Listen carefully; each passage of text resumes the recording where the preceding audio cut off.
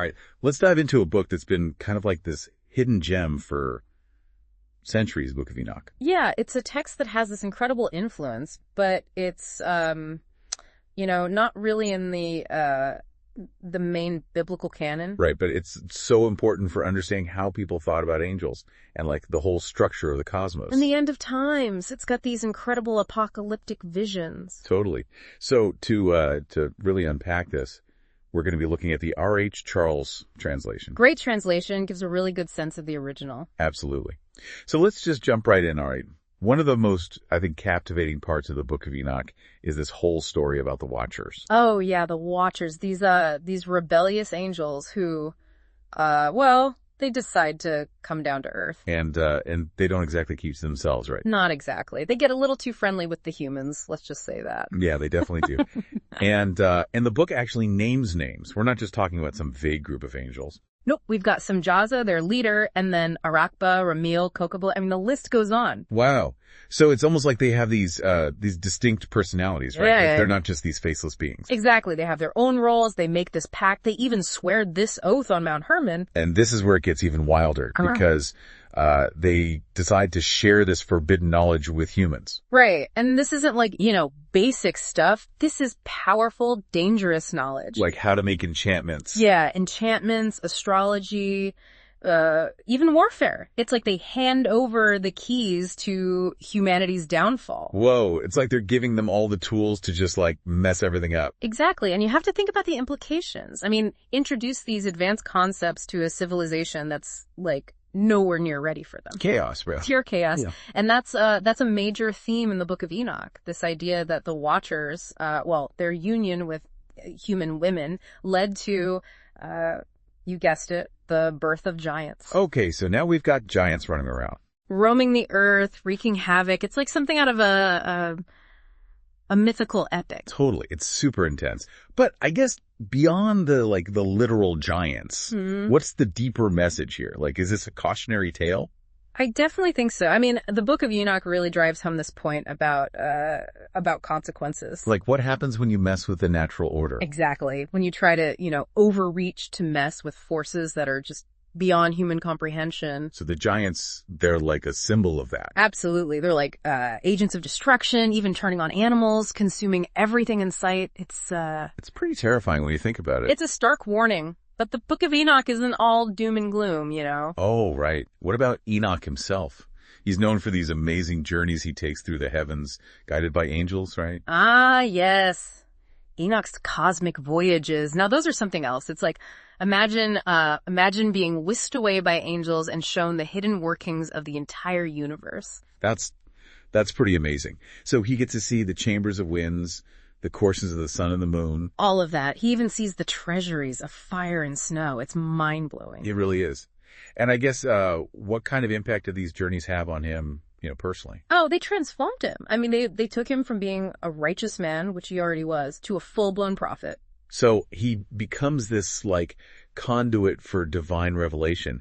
He's the one who gets to bring back this cosmic knowledge and share it with humanity. Precisely. He becomes this cosmic messenger entrusted with revealing the secrets of heaven, the moral order of the entire universe. But I mean, some of this knowledge must have been pretty hard for people to grasp back then, right? Oh, absolutely. Imagine trying to explain things like multiple heavens or the imprisonment of stars or, the intricate workings of the afterlife to people who have absolutely no frame of reference for any of this. It would be like trying to describe the internet to someone living in, the Middle Ages. Exactly. But, beyond the initial shock, the lasting impact of these teachings is, that's where it gets really interesting. Because even though the Book of Enoch wasn't, officially accepted, it still had this huge influence, right? It really did. It shaped ideas about angelology, about the cosmos, about humanity's relationship with the divine. So it's like, even though it was this hidden text, these ideas seeped into the mainstream. Yeah. Like a secret stream feeding a larger river. That's a great way to put it.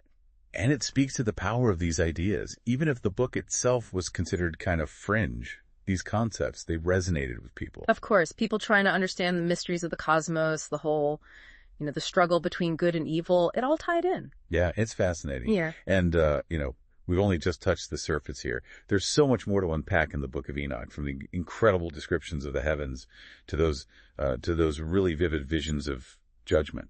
It's a text that just keeps giving. It offers this this unique and often overlooked perspective on the spiritual realm. And honestly, it's something that continues to intrigue and challenge us even today. All right, so we're back, and we're continuing our deep dive into the Book of Enoch. And last time, we were talking about the Watchers, their fall, all that forbidden knowledge. Yeah, it's wild stuff for sure. It really is. But now I kind of want to shift gears a bit and talk about Enoch's journeys through the heavens, because those are like some of the most incredible parts of the book, I think. Oh, absolutely. And they're not just like, fantastical adventures or anything. These journeys are, they're like carefully structured revelations. They offer a glimpse into this ancient worldview and how the cosmos actually works. Right. And we touched on some of the places he visits, but I want to really get into the details. Yeah. What were some of the most, striking things that stood out to you? Well, there's this one in chapter 17 that always gets me. It's where Enoch is taken to this desolate and fiery place, a place of punishment, basically. Okay, so like hell. Yeah, I mean, he describes mountains on fire, burning day and night. It's a pretty terrifying image. Intense. It definitely shows you, like, what happens if you stray from the right path. You know what I mean? Yeah, no kidding. But like we said before, it's not all fire and brimstone. There's also this amazing beauty too. Oh, right. Like what? Well, there's this one part in chapter 24 where he describes these mountains, actually a mountain range with 7 magnificent mountains, each one, like totally unique. And they're all adorned with these breathtaking stones. Whoa, 7 mountains. Yeah. And he also encounters this tree, and it has this fragrance, the most amazing fragrance, and its leaves and flowers never wither. It's like a glimpse of paradise, pure delight. Wow, that's pretty incredible. So it's like he's experiencing like the whole spectrum of creation, from the deepest despair to the heights of bliss. You got it. But the question is, like, what do these details actually mean? Are they just, symbols, or is there something deeper going on? Yeah, good question.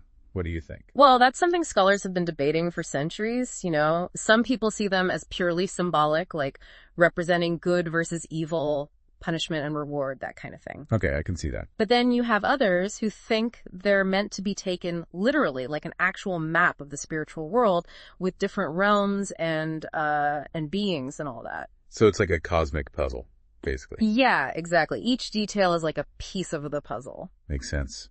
But what about the heavens themselves?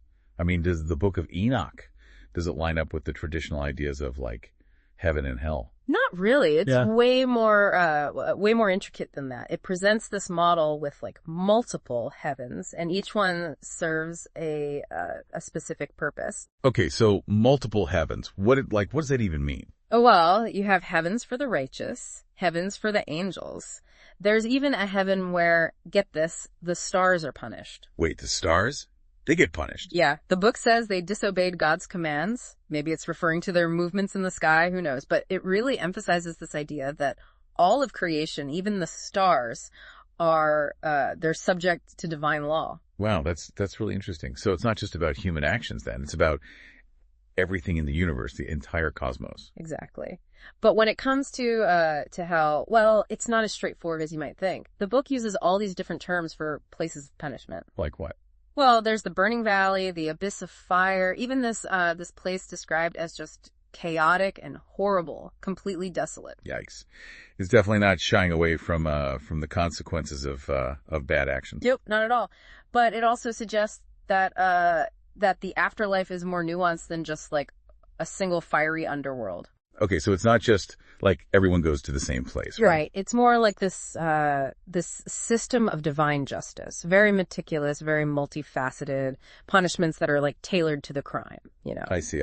So these journeys, they're not just about showing us the wonders of the universe or the terrors of punishment. They're also about revealing this deeper moral order, right? Precisely. They're like guided tours of this cosmic order. They're meant to inspire awe, but also to really drive home the point that our choices have consequences. Yeah, that makes sense. It makes you wonder, like, what it must have been like for Enoch to come back to Earth after all of that.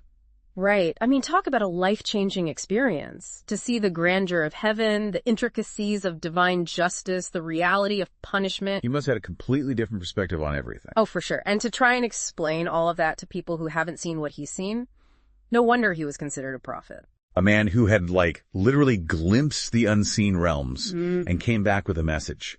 But what was that message exactly? What knowledge did he bring back? And how did it shape the world around him? Oh, well, that's where we'll pick up next time. We'll delve into the legacy of Enoch's cosmic knowledge and how it influenced, everything from astronomy to the nature of good and evil. Okay, so we've journeyed through the heavens with Enoch, right? We've seen the wonders, the judgments, all of that. It's quite a trip. Seriously. But now I want to talk about, what happens after. What's the impact of all this cosmic knowledge that Enoch brings back?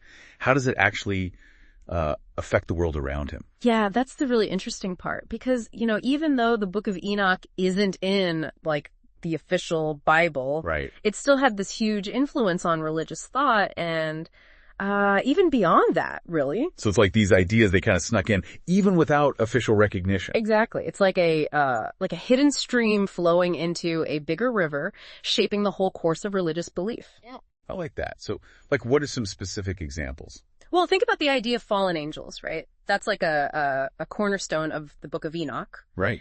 And it really took hold in early Christianity. It gave them a way to kind of make sense of evil in the world. Yeah, because if God is good, yeah, then where does all this bad stuff come from? Exactly. So the idea that these powerful angels could, rebel and choose to disrupt everything Provided an explanation. Yeah. It gave them a narrative to work with. And it wasn't just fallen angels, right?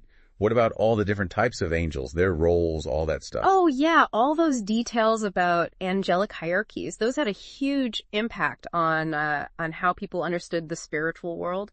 So even though the Book of Enoch itself was, kind of on the fringes, yeah, the ideas about angels, those made it into the mainstream. Totally. It shows you how powerful these concepts were. People were drawn to them. They needed ways to make sense of the unseen world. It's like a secret code that was passed down, shaping how people thought about, the cosmos, the afterlife, good and evil, all that stuff. Yeah, and it even goes beyond religion. The Book of Enoch, it had this influence on art and literature, too. Really? I didn't know that. What kind of stuff? Well, you can see traces of it in the works of William Blake, John Milton. Right. Even in some modern fantasy and sci-fi. Wow, so those themes of, celestial journeys, angels, apocalyptic events, those are still resonating with people today. Oh, absolutely. They're exploring those same questions about reality and imagination, pushing the boundaries. It's amazing to think that a book written so long ago can still have that kind of power, It is. It reminds you that these ancient texts, they're not just, historical artifacts. They're still alive in a way. They're still speaking to us. Exactly. They deal with these universal questions that we're still grappling with today. So as we kind of wrap up our deep dive into the Book of Enoch, what's the one thing you'd want our listeners to really take away from all of this? I think for me, it's this idea of interconnectedness. The Book of Enoch shows us this cosmos where everything is connected, where actions have consequences. It's not just about individual choices, then. No, it's about the ripple effect. Mm-hmm. What angels do, what humans do, it all matters. It all shapes the fabric of reality.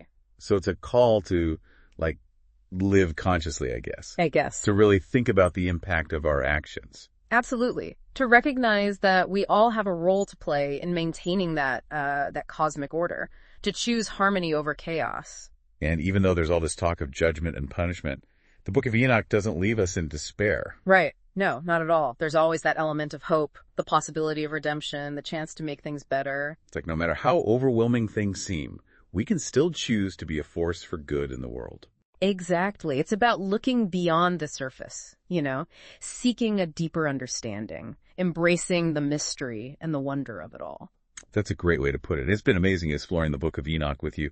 Thanks for sharing your insights and shedding some light on this really fascinating and often misunderstood text. My pleasure. I hope everyone will continue exploring it, digging deeper, discovering their own interpretation. Yeah, there's so much to discover. Yeah. And to our listeners, thank you for joining us on this deep dive. We hope you've enjoyed the journey.